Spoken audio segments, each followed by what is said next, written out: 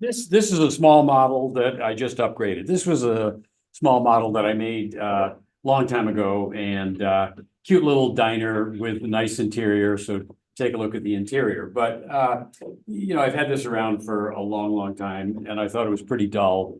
And got online and just looked at images of diners. And so diners probably have maybe commonality of some bright colors, some large signs, a lot of aluminum flashing. So, those are probably the things that you see with diners.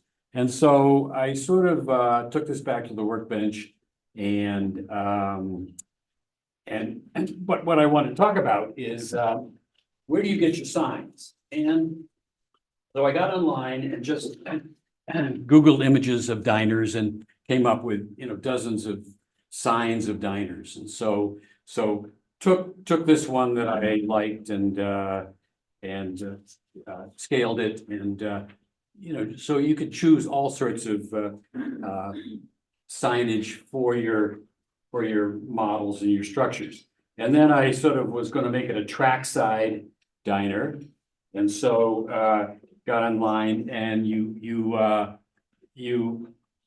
get on the internet and you look for sign trackside quotes, sign quote trackside, and you come up with trackside bar and grill, and you come up with trackside something to do with race cars. You come up with all sorts of names of trackside. So I cut that out and I put that on my model as far as finding the right font. And then I want to name this diner for a very good cook, my mother. And so I sign quote Polly, and came up with Polly Gas, and I thought that was pretty cute. And so I sized it, printed this a few times, obviously took the S off here, put it on the end, did various things, and then reprinted it, and so made a sign for the roof. And so there's lots of ways you can get your signage, and you all have your cameras in your pocket. So I go around and certainly take a lot of pictures of signs that are appropriate, that are good, that I might use. And but certainly these are ways you can really personalize your structures and personalize things that you're doing. So it really is more to talk about signage. How do you find that? Yeah.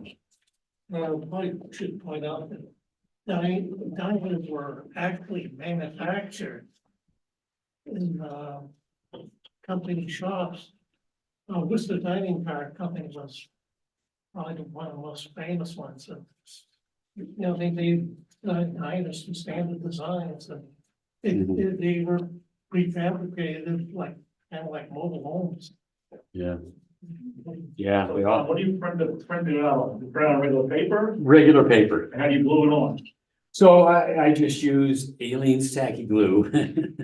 My go-to now. I've gotten so far away from any yellow glue because it's so permanent. You're just using things. I had to go through and take off the sign that was on there originally, and just some water and glue. So this will all come off with water. I mean, it's Aleene's tacky glue, and I just stick that on there. Yeah. After you printed your sign, you're giving me some inspiration for a structure I'm building. It's a fern factory. What could I use for a backing for that? Some thin styrene with some type of edging around it, something like that. What do you think? Right. I mean, you could use thin basswood, but that curls. So I would like styrene, because that really holds. And often I'll use 3M transfer tape on the styrene. Put your sign on that. And so you can sort of get the sign to the size that you want. Don't cut your styrene.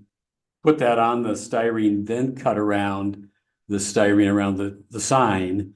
You might put a little thin layer of a molding trim work around that sign. You know, various things you could do, but the styrene is a good way to go. I mean, thinner is better and, you know, 10,000s, 15,000s. Yeah. Thank you.